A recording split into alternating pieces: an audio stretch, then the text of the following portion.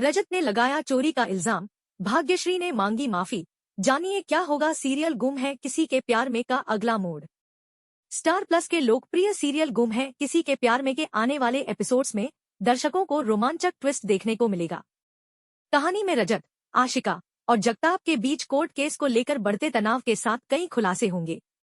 जहां एक और रजत और आशिका जगताप की चालों की वजह से कोर्ट केस में फंस गए हैं, वहीं दूसरी ओर तारा को अपने पति जिगर से एक पेन ड्राइव मिलती है।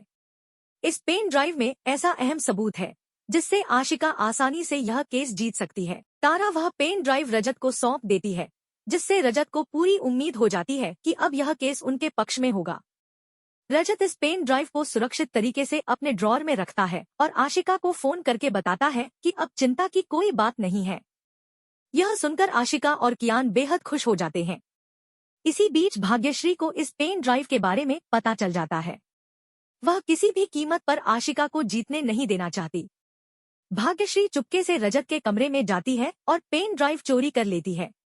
उसकी जगह वह एक फर्जी पेन ड्राइव रख देती है।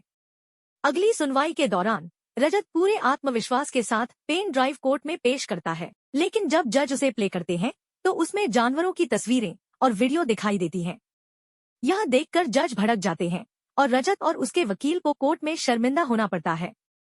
मजबूरी में रजत अगली सुनवाई की तारीख मांगता है और कहता है कि उनके पास असली सबूत था, लेकिन किसी ने उसे चुरा लिया। कोर्ट से लौटने के बाद रजत को शक होता है कि पेन ड्राइव सावी ने चुराया है ताकि आशिका केस हार जाए। गुस्से में रजत सीधे सावी के पास जाकर उन पर चोरी का इल्जाम लगाता है। रजत की बात सुनकर सभी बेहद दुखी और गुस्सा हो जाती है। वह रजत को फटकार लगाते हुए कहती है, क्या आप मुझे इतना गिरा हुआ समझते हैं कि मैं केस जीतने के लिए चोरी करूंगी? यह सुनकर रजत को अपनी गलती का एहसास होता है और वह शर्मिंदा हो जाता है। भाग्यश्री यह देखकर कि उसकी वजह से रजत और सभी के बीच गलतफहमियां बढ़ गई हैं, बहुत पछताती है। वह रोते हुए सभी को बुलाती है और सच्चाई का खुलासा करती है। भाग्यश्री बताती है कि असली पेन ड्राइव उसी ने चुराई थी, क्योंकि वह किसी भी कीमत पर आशिका को जीतते हुए नहीं देख सकती थी।